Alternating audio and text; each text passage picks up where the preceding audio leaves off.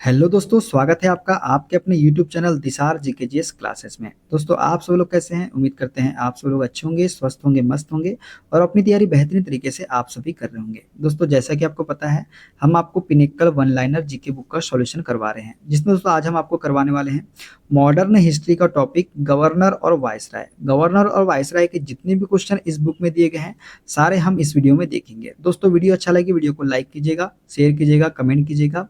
Channel पे नए हैं चैनल को सब्सक्राइब कर लीजिएगा, बेल आइकन को प्रेस कर लीजिएगा। दोस्तों, हमसे जुड़ने के लिए आप हमारा टेलीग्राम चैनल ज्वाइन कर सकते हैं। टेलीग्राम चैनल का लिंक मैंने डिस्क्रिप्शन बॉक्स में आपको दे दिया है। चलिए दोस्तों, देर ना करते हैं, स्टार्ट करते हैं आज का अपना सेशन।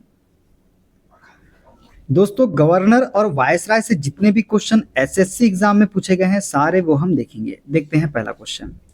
फरवरी 1947 में लॉर्ड वेवेल के स्थान पर नियुक्त भारत के वायसराय थे। दोस्तों, फरवरी 1947 में जो है लॉर्ड वेवेल के स्थान पर जो है लॉर्ड माउंटबेटन को नियुक्त किया गया था। किसके रूप में? भारत के वायसराय के रूप में। भारतीय शस्त्र अधिनियम 1878 पारित होने के समय भारत के वायसराय थे। दोस्तों, जो भारत का शस्त्र अधिनियम है जो कि 1878 में पारित हुआ था, इस समय जो भारत के वायसराय थे ये थे हमारे लॉर्ड लिट्टन। कौन थे? लॉर्ड लिट्टन थे। देखते हैं अगला क्वेश्चन। भारत के वह गवर्नर जनरल जिसने भारतीय बुनकरों की दुर्दशा के बारे में लिखा था, कपास बुनकरों की हड्डियां भारत के मैदानों में बिखरी हुई है, वह था। तो दोस्तों, वो थे हमारे गवर्नर लॉर्ड विलियम बेंटिक। इन्होंने लिखा था कि जो कपास बुनकरों की हड्डियां है भारत के मैदानों में बिखरी हुई है। देखते हैं अगला क्वेश्चन। 1836 में भारत के गवर्नर जनरल थे। दोस्तों, 1836 में जो है भारत के गवर्नर जनरल जो थे ये थे ऑकलैंड के अर्ल। कौन थे? ऑकलैंड के अर्ल थे। देखते हैं अगला क्वेश्चन। मजदूरों के कल्याण के लिए लॉर्ड रिपन द्वारा शुरू किया गया सुधार था। तो दोस्तों, कारखाना अधिनियम जो है ये मजदूरों के कल्याण के लिए शुरू किया गया था। किसने शुरू किया था? लॉर्ड रिपन ने इसे शुरू किया था। लॉर्ड विलियम बेंटिक पहले व्यक्ति थे जिन्होंने 1833 के चार्टर अधिनियम के अनुसार भारत के गवर्नर जनरल का पद धारण किया था। दोस्तों, जो भारत के गवर्नर जनरल का पद धारण किया था लॉर्ड विलियम बेंटिक ने, ये 1833 के चार्टर अधिनियम के अनुसार धारण किया था। देखते हैं अगला क्वेश्चन। जेम्स रेनेल को हिंदुस्तान का मानचित्र तैयार करने के लिए किसने कहा था? दोस्तों, जेम्स रेनेल को हिंदुस्तान का मानचित्र तैयार करने के लिए रॉबर्ट क्लाइव ने कहा था। किसने कहा था? रॉबर्ट क्लाइव ने। 1792 में दरोगा प्रणाली की शुरुआत की गई थी। तो लॉर्ड कॉर्नवालिस के द्वारा जो है 1792 में दरोगा प्रणाली की शुरुआत की गई थी। देखते हैं अगला क्वेश्चन। वारेन हेस्टिंग्स के अधीन पारित अधिनियम जिसे हाफ लोफ सिस्टम भी कहा जाता है। तो दोस्तों, वारेन हेस्टिंग्स के अधीन पारित अधिनियम था पिट्स इंडिया अधिनियम 1784, जिसे हम क्या बोलते हैं? हाफ लोफ सिस्टम भी कहते हैं। इसको पिट्स इंडिया अधिनियम 1784 को। फोर्ट विलियम कॉलेज की स्थापना की गई थी। तो ये लॉर्ड वेलेजरी के द्वारा जो है फोर्ट विलियम कॉलेज की स्थापना की गई थी। देखते हैं अगला क्वेश्चन। कलकत्ता मदरसा की स्थापना की गई थी। दोस्तों, कलकत्ता मदरसा की स्थापना जो है वारेन हेस्टिंग्स द्वारा की गई थी। किसके द्वारा? वारेन हेस्टिंग्स के द्वारा। 1829 में प्रसिद्ध विनियमन XVII जिसने सती प्रथा को अवैध और अदालतों द्वारा दंडनीय घोषित किया, वह जारी किया गया था। तो लॉर्ड विलियम बेंटिक के द्वारा इसे जारी किया गया था 1829 में प्रसिद्ध विनियमन। देखते हैं अगला क्वेश्चन। ब्रिटिश भारत का वह गवर्नर जनरल जो स्वतंत्र प्रेस के पक्ष में था और जिसने 1823 के प्रेस विनियमों को निरस्त कर दिया था, तो ये थे हमारे लॉर्ड मेटकॉफ। लॉर्ड मेटकॉफ जो थे ये जो है स्वतंत्र प्रेस के पक्ष में थे और इन्होंने 1823 के प्रेस विनियमों को निरस्त कर दिया था। ब्रिटिश भारत में लॉर्ड डलहौजी ने रेलवे लाइन की शुरुआत की थी। तो 1853 में जो है रेलवे लाइन की शुरुआत हुई थी। किसके समय? लॉर्ड डलहौजी के समय में। देखते हैं अगला क्वेश्चन।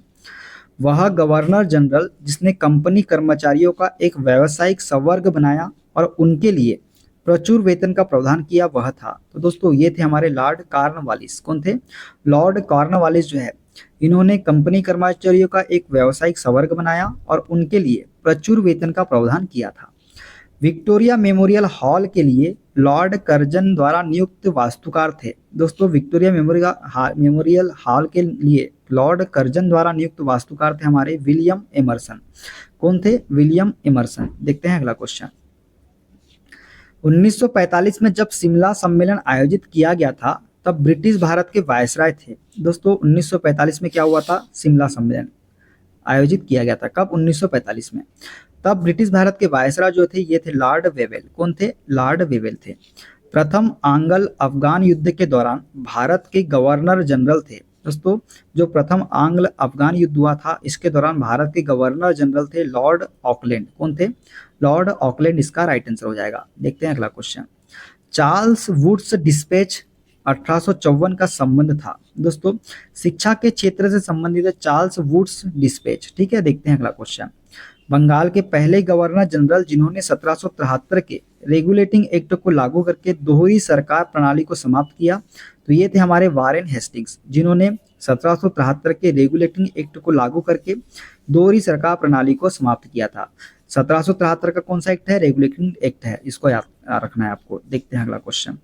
भारत में उच्च शिक्षा के लिए अंग्रेजी को आधिकारिक भाषा के रूप में शामिल किया गया, तो लॉर्ड मैकाले द्वारा जो है भारत में उच्च शिक्षा के लिए अंग्रेजी को आधिकारिक भाषा के रूप में शामिल किया गया था।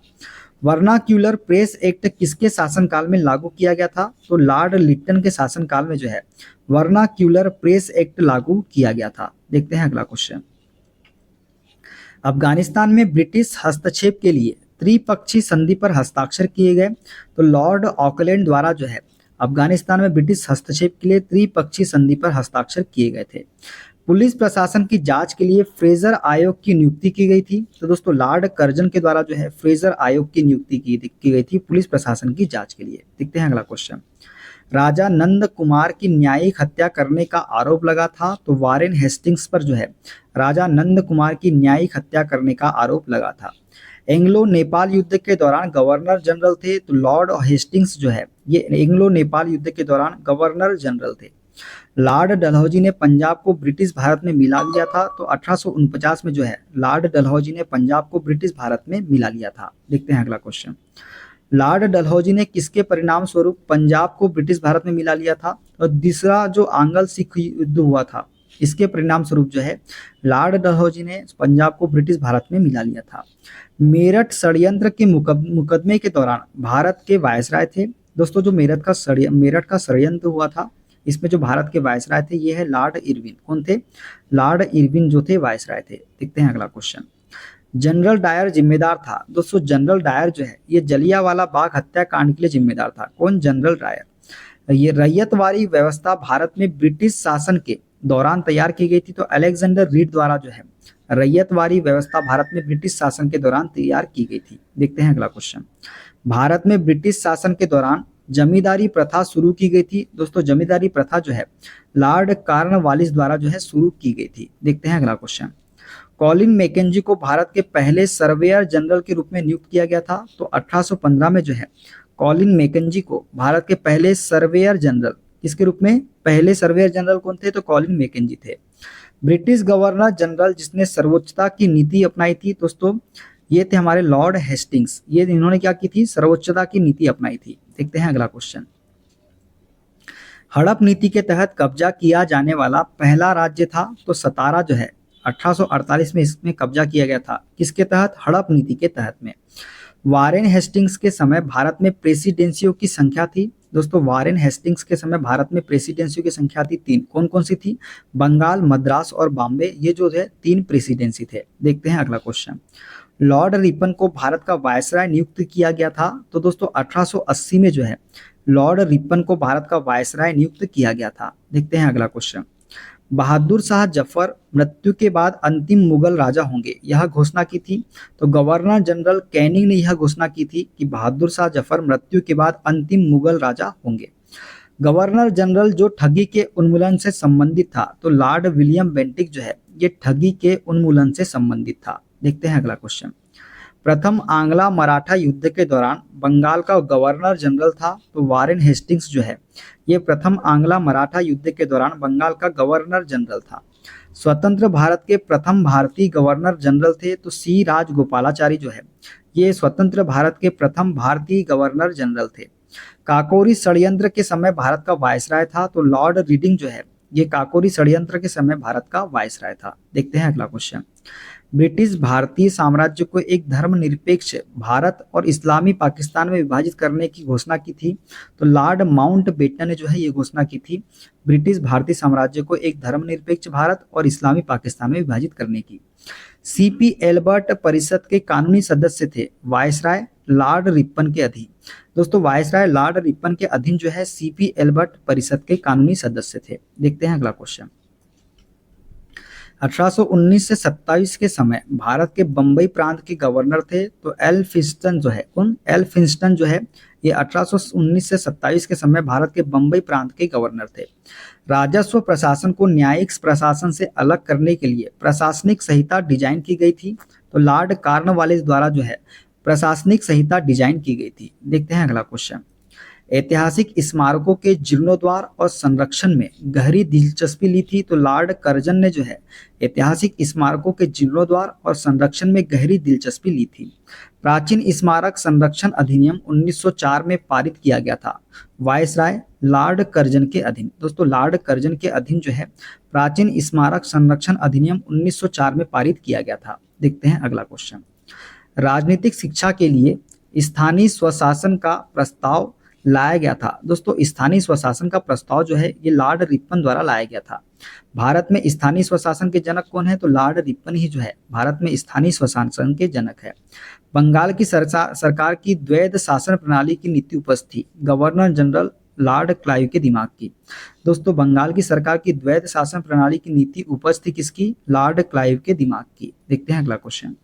गवर्नर जनरल द्वारा अवध को एक चेरी के रूप में वर्णित किया गया था। तो लॉर्ड डलहौजी के द्वारा जो है गवर्नर जनरल द्वारा अवध को एक चेरी के रूप में वर्णित किया गया था। वारेन हेस्टिंग्स गवर्नर जनरल थे। तो 1773 से 1785 तक जो है वारेन हेस्टिंग्स गवर्नर जनरल थे। और 1809 में महाराजा रंजीत सिंह ने अमृतसर की संधि पर हस्ताक्षर किए। तो चार्ल्स टी मेटकॉफ के साथ जो है महाराजा रंजीत सिंह ने 1809 में अमृतसर की संधि पर हस्ताक्षर किए थे। देखते हैं अगला question. A history of British India प्रकाशित एक कृति है। दोस्तों ए हिस्ट्री ऑफ ब्रिटिश इंडिया जो है जेम्स मिल द्वारा प्रकाशित एक कृति है। 1801 में सहायक संधि प्रणाली लागू की गई थी। तो अवध पर लागू की गई थी 1801 में सहायक संधि प्रणाली। 1835 में लागू किया गया अंग्रेजी शिक्षा अधिनियम आधारित था। दोस्तों जो अंग्रेजी शिक्षा अधिनियम जो है ये 1835 में पारित हुआ था, जो आधारित था मैकाले मिनट पर। किस पे आधारित था? मैकाले मिनट पर आधारित था। देखते हैं अगला क्वेश्चन। 1878 का वर्नाक्यूलर प्रेस एक्ट निरस्त कर दिया गया था। तो लॉर्ड रिपन द्वारा जो है 1878 का वर्नाक्यूलर प्रेस एक्ट निरस्त कर दिया गया था।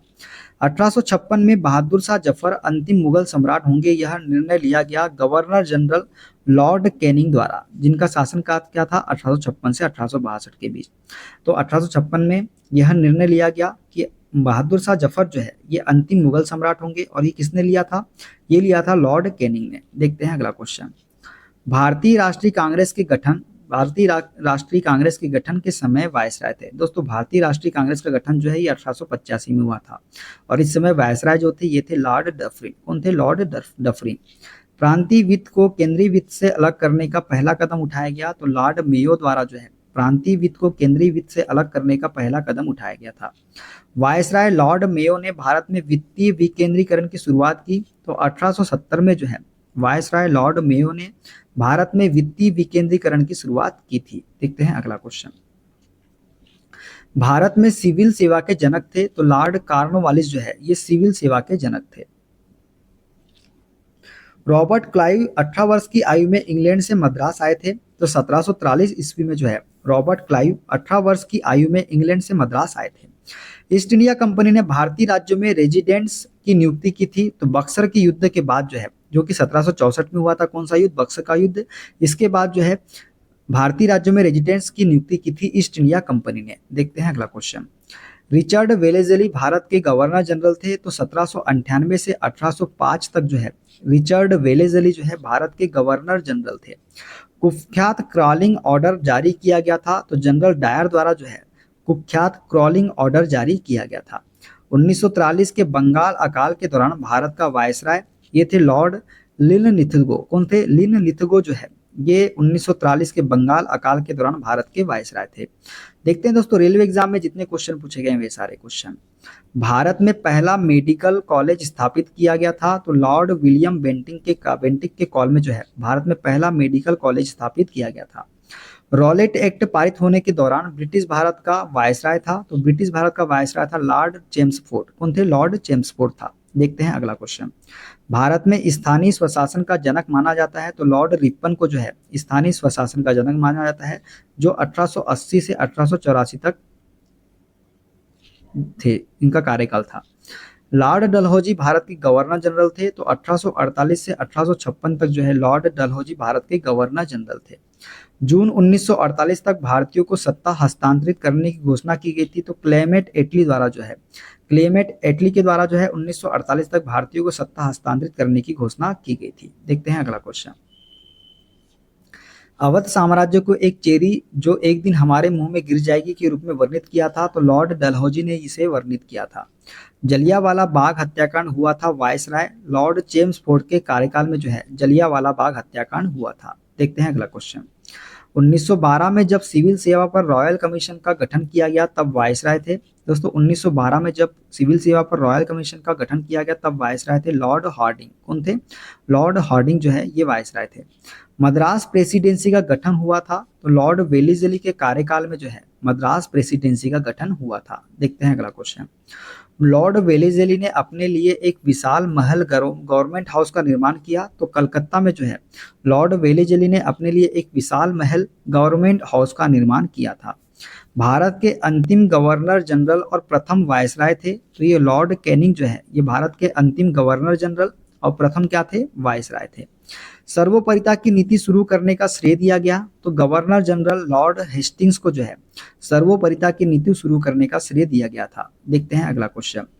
1947 में भारत के स्वतंत्र होने के समय ब्रिटिश भारत के वायसराय थे, तो लॉर्ड माउंटबेटन जो है ये 1947 में भारत के स्वतंत्र होने के समय ब्रिटिश भारत के वायसराय थे। भारत में सिविल सेवा के जनक के रूप में जाना जाता है, तो चार्ल्स कॉर्नवालिस को जो है भारत में सिविल सेवा के जनक के रूप में जाना जाता है। देखते हैं अगला क्वेश्चन। भारत ब्रिटेन के साथ युद्ध में शामिल हो गया और यह घोषणा 1939 में की गई थी भारत के वायसराय लॉर्ड लिनलिथगो के द्वारा। किसके द्वारा? लॉर्ड लिनलिथगो के द्वारा जो है यह घोषणा की गई थी, तो भारत ब्रिटेन के साथ युद्ध में शामिल हो गया है। भारत के सांख्यिकी सर्वेक्षण का आयोजन किया गया था, तो दोस्तों भारत के सांख्यिकी सर्वेक्षण का आयोजन जो है लॉर्ड मेयो द्वारा किया गया था। किसके द्वारा? लॉर्ड मेयो के द्वारा। देखते हैं अगला क्वेश्चन। 1793 में बंगाल का स्थायी बंदोबस्त शुरू किया गया था वायसराय चार्ल्स कॉर्नवालिस के अधीन जो है 1793 में बंगाल का स्थायी बंदोबस्त शुरू किया गया था। भारत में सांप्रदायिक निर्वाचन क्षेत्र के जनक है, तो लॉर्ड मिंटो जो है भारत में सांप्रदायिक निर्वाचन क्षेत्र के जनक है।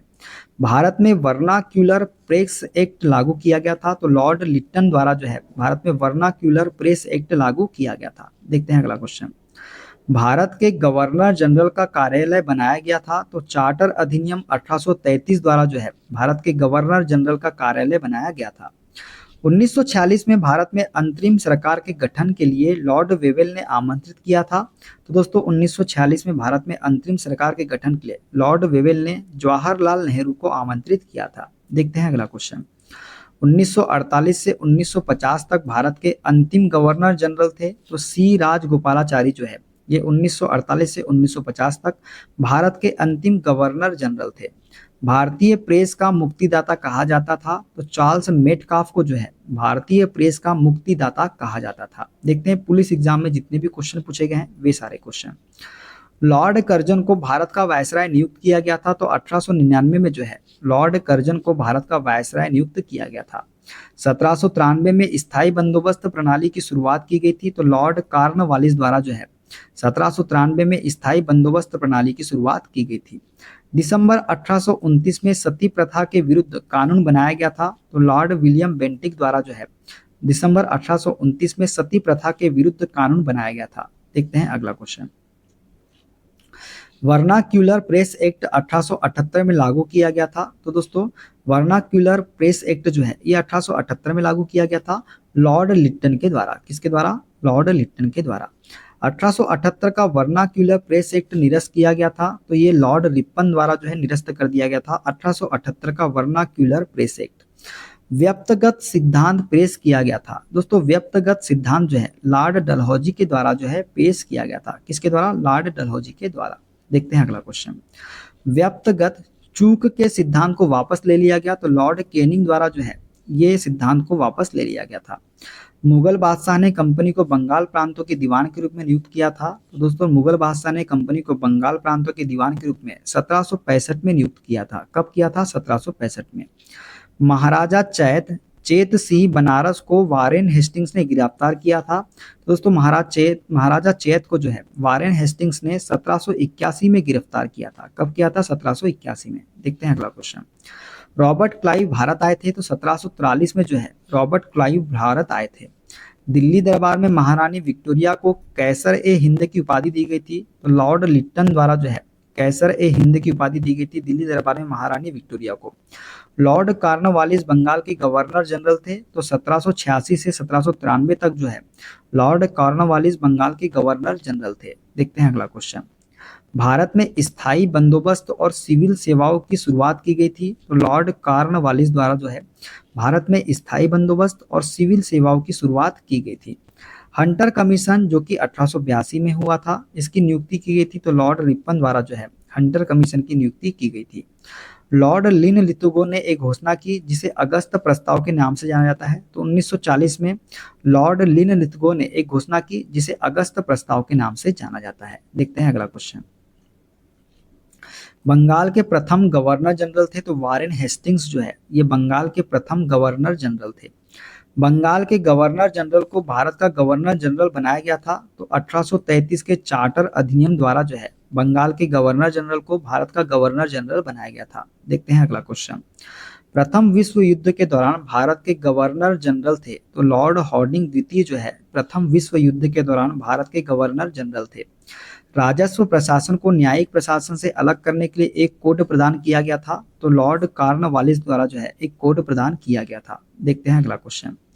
भारत के गवर्नर जनरल को पहली बार वायसराय की उपाधि दी गई थी, तो 1858 में जो है भारत के गवर्नर जनरल को पहली बार वायसराय की उपाधि दी गई थी।